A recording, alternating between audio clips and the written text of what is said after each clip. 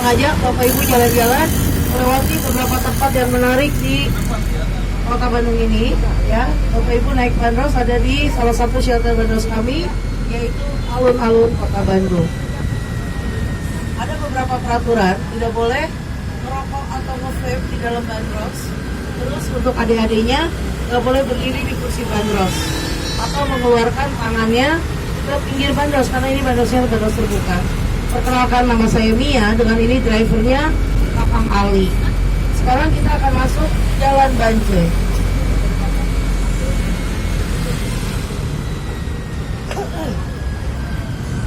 Bapak Ibu, di sini ada bangunan yang bersejarah, yaitu Penjara Banjai.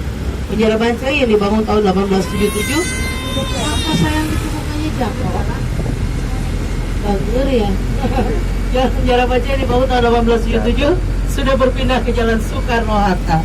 Tapi masih ada satu sel yang disisakan, karena ini adalah selnya Presiden pertama Bung Karno yang ditahan selama 1 tahun 2 bulan.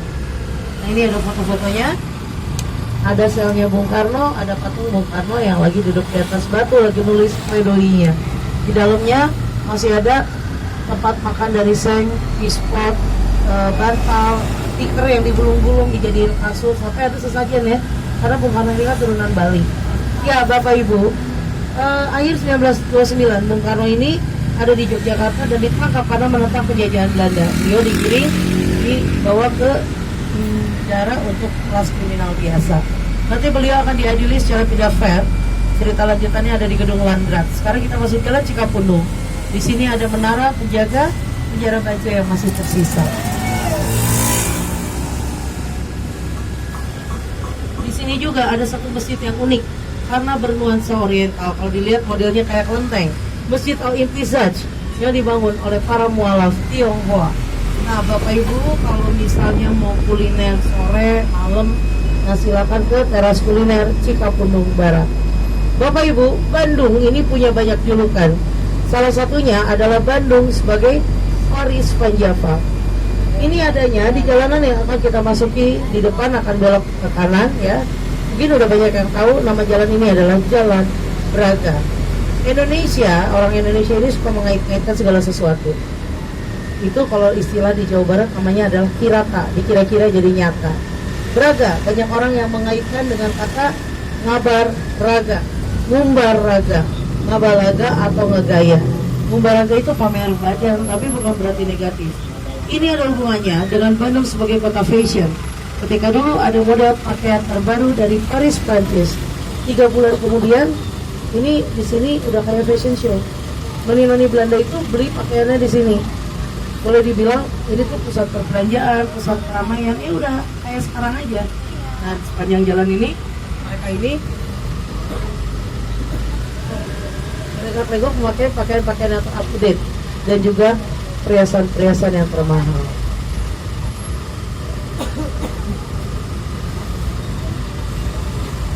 Nah ini adalah Canary Bakery. Ini udah ada dari zaman Belandanya, di mana noni-noni Belanda dulu kalau di atas suka ngadain afternoon tea. Afternoon tea ini tradisi dari Eropa ya, atau sebenarnya sih dari Inggris tepatnya. Tapi orang Belanda juga suka bikin seperti itu. Nah sekarang Braga ini sampai sekarang juga jadi tempat keramaian dan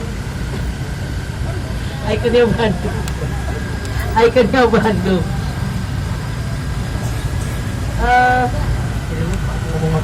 Di sini tuh tempatnya orang pre-wedding lah, tiktokan lah, selfiean lah, segala macam. Bahkan seniman-seniman di sini ada, dari seniman lukis ada di sini. Terus seniman musisi jalanan, ya sampai seniman wayang. Nah yang tertutup sama lukisan ini tuh buka dari hari Senin sampai Sabtu kecuali hari libur. Ini adalah toko roti dan kue, namanya Sumber Hidangan, yang udah ada dari tahun 1929 dengan nama Sneakers atau Rumah Manis. Makanan yang dijual diantaranya juga ada beberapa makanan khas Belanda seperti bitterballen, bakkerpotjes atau sosis brood.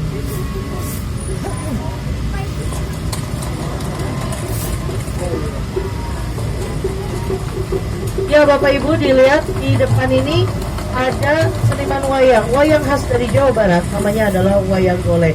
Nah, orang yang lagi duduk itu adalah pengrajin wayangnya Om Ramdan. Bisa dilihat ya, karena dalam rangka menuju kemerdekaan, jadi si cepotnya megang bendera. Sebagainya.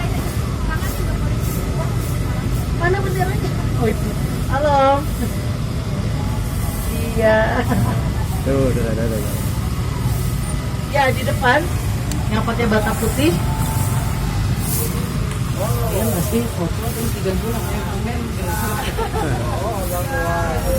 Masih bisa konsen, luar biasa sih tetehnya.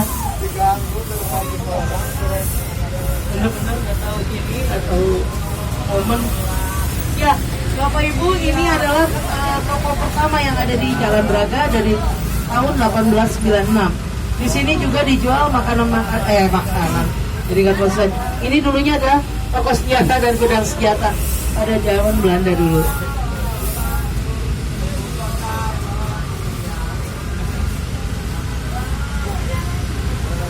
Nah, ini sebelah kiri saya, ini foto pertokoan zaman dulu ya, etalase-nya segala ini. Terus di seberangnya ini juga konkuren jewelry. Dulunya ini toko perhiasan zaman Belanda. Nah, seberangnya ini adalah gedung gas negara yang dibangun tahun 1930. Bapak Ibu, dulu gas itu dialirinya lewat pipa-pipa ke rumah-rumah. Nah, kayak sekarang, dan sekarang jadi restoran gastro. Bisa dilihat interiornya semuanya masih asli ya. Dari lampu, lis kaca, teralis. Ya, di sini itu banyak banget bangunan-bangunan yang memang dipertahankan keasliannya.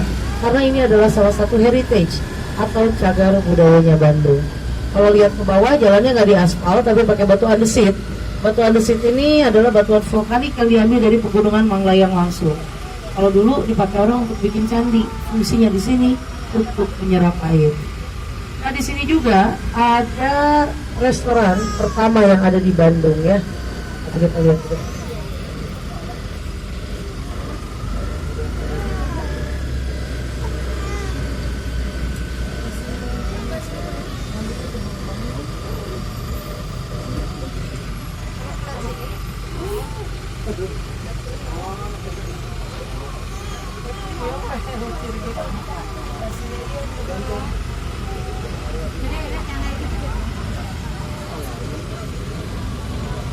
Ini ya Bapak Ibu ya, restoran pertama yang ada di Bandung, Balong Bogoreyen, yang udah ada dari tahun 1923. Kalau dari sini ke sebelah sananya, ini betul-betul masih asli ya ini ya.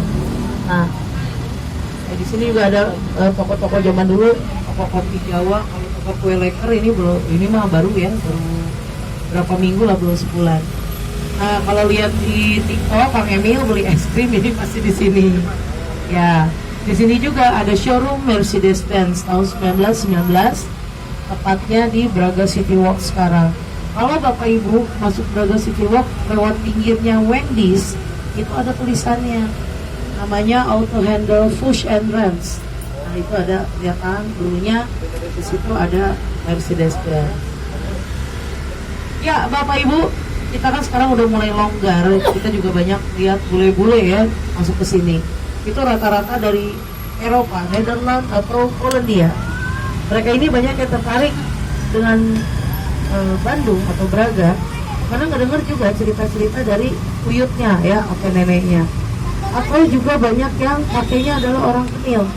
Jadi ketika Belanda pulang ke negaranya, banyak orang-orang Kenil yang lebih memilih ikut sama orang-orang Belanda ya ke sana, karena kan mereka ini nggak terlalu ini baik ya sama kita sendiri gitu kan. Jadi mereka jadi warga negara sana, menikah dengan orang sana, dan cucu-cucunya rata-ratanya kalau udah umur 35-40an baru datang ke sini. Jadi dia ngomong, kakek saya ini orang Aceh misalnya, atau kakek saya orang Tasik, apa tanya yang datang ke sini pengen tahu asal-usul Indonesianya. Nah, Bapak Ibu, kalau kita bicara tentang Bandung, itu nggak pernah jauh dari cerita Belanda, dan memang banyak bangunan-bangunan penting peninggalan Belanda. Karena pada saat itu Belanda ini memang mau mindahin pusat pemerintahannya dari Batavia ke Bandung. Dan jangan salah, pada masa pemerintahan Belanda, Bandung adalah pusat kota termodern se-Asia Tenggara. Jadi memang semua berkiblatnya ke Bandung pada saat itu. Nah, kita masuk kawasan Viaduct yang orang Bandung pasti tahu ini viaduk, tapi artinya mungkin tidak banyak yang tahu. Artinya adalah jembatan di atas jalan. Ini kanal bikinan Belanda. Di atas jembatan ini adalah jalur kereta api. Sebelah kanan ini adalah salah satu monumen kereta api yang ada di Bandung. Sekarang kita masuk jalan Perintis Kemerdekaan. Bapak Ibu, Bung Karno akhirnya diadili di Gedung Landrat atau yang kita sebut pengadilan. Sekarang menjadi Museum Indonesia Menggugat. Nama Indonesia Menggugat berdasarkan gugatan balik Bung Karno terhadap pemerintah Belanda yang dibacakan selama 2 hari. Berita Bung Karno diadili tanpa pengacara. Itu sampai ke dunia internasional dan Belanda dianggapnya nggak fair. Akhirnya Bung Karno yang tadinya divonis 4 tahun penjara menjadi 1 tahun 10 bulan dan dipindahkan ke penjara Sukamiskin atas permintaan beliau. Kalau kita lurus ke sana, itu Pauwil Tabes Bandung yang dulunya adalah sekolah untuk anak bangsawan, namanya Quick School. Kalau katanya istirahat sekolahnya mereka di sini, makanya disebut Kebun Raja, yang sekarang menjadi balai kota. Kantornya PLT wali kota kami, yaitu Bapak Yana Mulyana. Dulu di sini ada gudang penyimpanan kopi dan teh, namanya Gedung Papak. Papak dalam bahasa Sunda itu artinya rata, tapi di sini bukan itu. Maksudnya papak itu pengapakan. Jadi pengusaha Belanda Andres de Wilde yang datang ke Indonesia sebagai dokter bedah tentara Belanda. Kemudian menekuni bisnis kopi dan teh dan dia punya hubungan dekat dengan Herman Willem Denro. Bapak Ibu, orang Belanda yang punya bisnis kopi, teh sama rempah-rempah udah pasti kaya raya. Karena pada saat itu kan barang yang langka di Eropa. Harganya mahal banget. Makanya dijaga di gedung penting kayak gini. Teh bibitnya diambil dari China pada abad 18. Kopi dulu dari Utopia. Ketika ditanam di Eropa rasanya nggak bagus. Akhirnya dipindahin ke daerah tropis termasuk Indonesia, ya. Kemudian rempah-rempah udah jelas tumbuhnya di daerah tropis. Andres de Wilde saking kayanya pada saat itu, walaupun Bandung dulu hanya diperuntukkan untuk 300.000 jiwa aja, dia punya sepertiga tanah di Bandung sampai ke Babakan Tarogong Garut, sampai ke Tasik, sampai itu saking kayanya. Ketika si Herman Willem Denels balik ke Belanda, tiba-tiba dia sama pemerintah Belanda harus kembaliin semua tanahnya.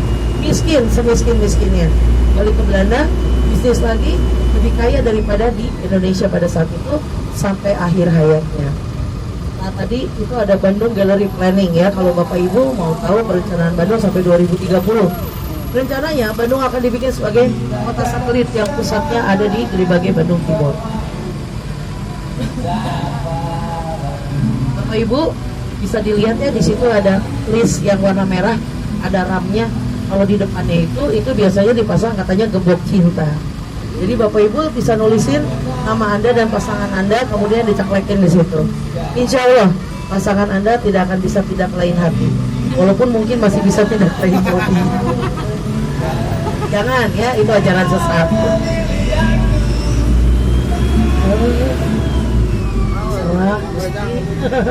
Ya, Bapak Ibu, ketika Belanda masuk ke sini, Bandung dibagi 4 wilayah, utara, timur, barat, selatan.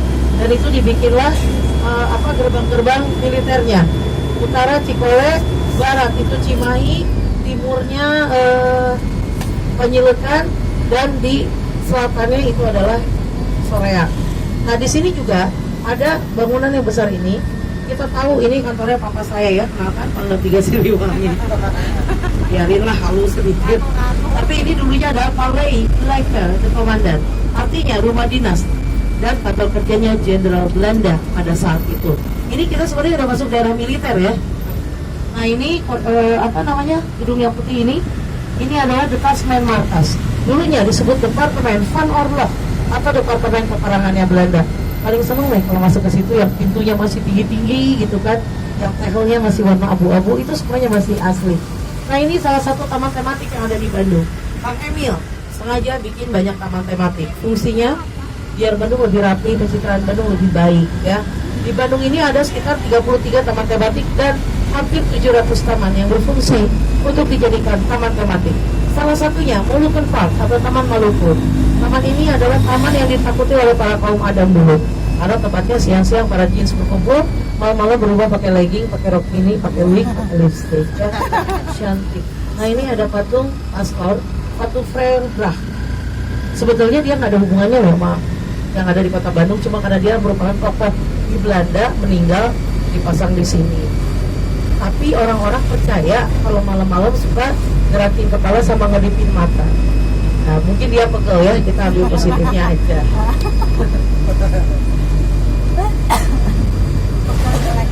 Bapak Ibu, pernah nggak? Pasti saya rasa di sini ada yang ngalamin ya.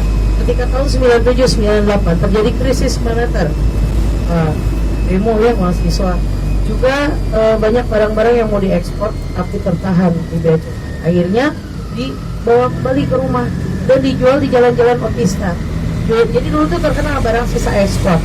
Gak disangka ternyata ini tuh booming. Akhirnya dikembangkanlah di daerah Setiabudi, Dago, dan Jalan LRRE Masa di mana Dinata atau kita sebut Jalan Riau.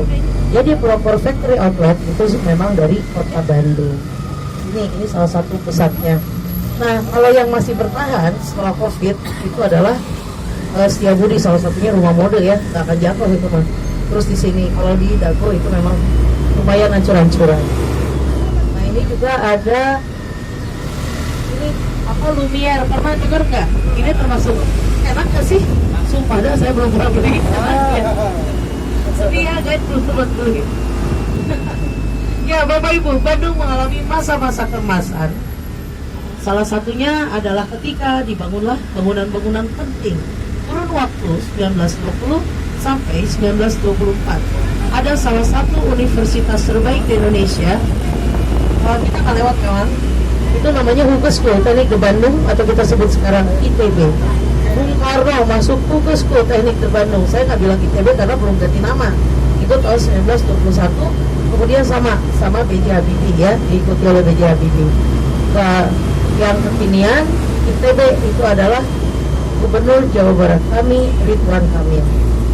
Kantornya Ridwan Kamil itu adalah bangunan yang dibangun tahun 1920 sampai 1924 yang kita sebut sekarang dengan sebutan Gedung Sate.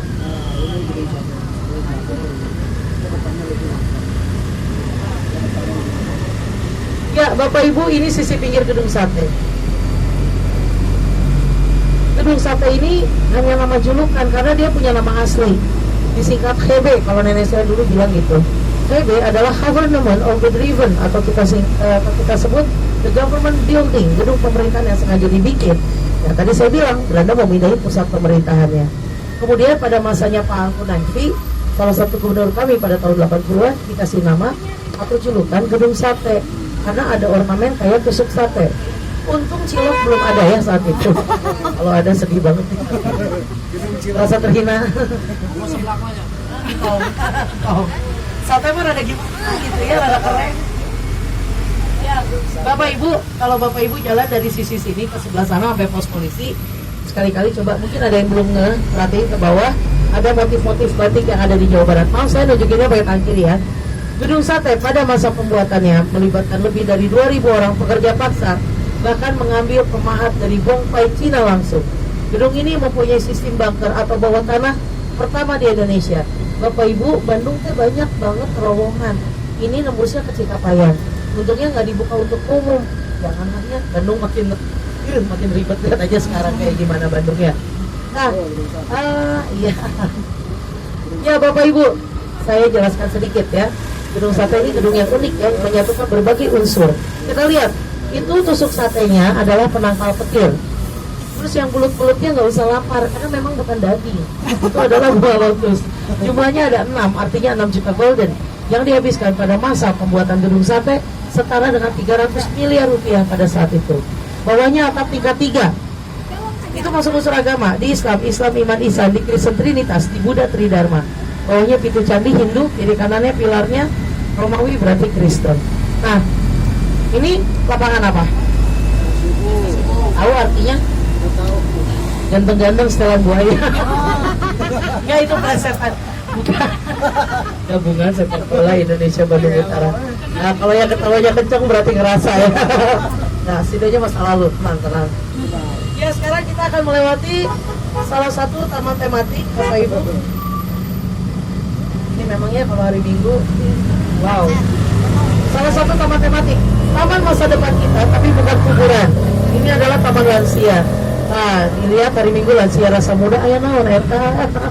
Ya, lansia rasa muda. Bapak Ibu tahu nggak? Taman lansia itu udah dinobatkan sebagai taman teraman di dunia. Ngomongnya aja pakai gitu. Karena apa? Ada T-Rex di situ ya. Siapa yang mau berani ada T-Rex ya? Oh. Ada T-Rex ya? Dan ternyata si T-Rex ini, Iya, Pak. si T-Rex kabur dari Museum Geologi. Sambung-sambungin aja nggak apa-apa. Museum Geologi dulunya adalah laboratorium penelitian Belanda. Ketika barangnya udah penuh, ini dijadikan museum. Saat Belanda kembali ke negaranya, banyak barang-barang gak cuma di sini, di seluruh Indonesia. Artefak-artefak yang mereka bawa dan mereka simpan di Universitas Leiden. Ditagih, baru dikembaliin 1.500 artefak. Dan tetap ini adalah museum terlengkap se-Asia Tenggara. Nah, kalau ini Gedung Dwi Warna adalah Direktorat Jenderal Pembedaran Keuangan, dulunya juga disebut gedung pensiun, tempat pengambilan dana pensiun, dan sempat menjadi kantor persiapan Konferensi Asia Afrika tahun 1955.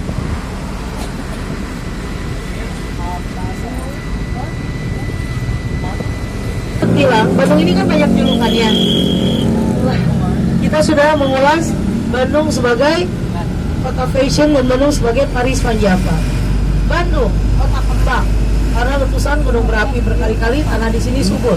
Tanaman tumbuh dengan baik. Kalau sekarang mungkin kota kembang adalah Mojang Bandung. Bandung kota kuliner. Jangan takut kurang makan di Bandung ya Bapak Ibu. Di sini mah sejauh mata memandang banyak tukang jualan. Orang Bandung mah sehat-sehat, gak usah jauh-jauh. Ini yang lagi ngomong sehat banget ya. Kebanyakan gizinya kayaknya. Nah, ya di sini makanan yang gak ada nilai gizinya aja orang doyan. Seblak, cilor, cimol dan sebagainya. Terus Bandung Lautan Api. Tanggal 24 Maret 1946 warga Bandung ngebakar rumahnya masing-masing karena tidak mau Bandung dijadikan markas strategis militer oleh tentara Nika. Udah bakar rumah, mereka jalan kaki ke Dayakolot. Ada dua pahlawan, Muhammad Toha dan Muhammad Ramdan, yang gugur dalam misi meledakkan gudang Mesiu. Dari Gunung Letik Garut, Bandung terlihat seperti lautan api. Kalau sekarang Bandung lautan apa? Alay. Ya, banyak kuda. Ya Bapak Ibu, ini ada satu bangunan yang menjadi viral. Ini bangunan ini adalah SMA Negeri 20. Kalau lihat bangunannya bangunan Belanda ya. Ya, ini dijadikan lokasi syuting film Dilan. Mungkin ada yang belum tahu. Ya, Bapak Ibu, Bandung ini masih banyak lagi julukannya. Si Dilan. Anak sahat itu tadi lagi putra sahat. Ya Bapak Ibu, Bandung dengan segala julukannya. Jutaan tahun yang lalu, di sini tuh adanya satu pegunungan raksasa dengan ketinggian 4.000 meter di atas permukaan laut. Nama gunungnya adalah Gunung Jayagiri. Gunung ini meletus dan bikin gunung yang lebih kecil lagi disebut Gunung Sunda atau Cuda. Sunda atau Cuda artinya putih bersih atau suci. Setuju nggak kalau orang Sunda teh pernah putih? Nah, saya belum selesai. Masih ada putih tua dan putih kecoklatan. Eksotik ya, nggak apa-apa. Nah, Gunung Sunda atau Cuda meletus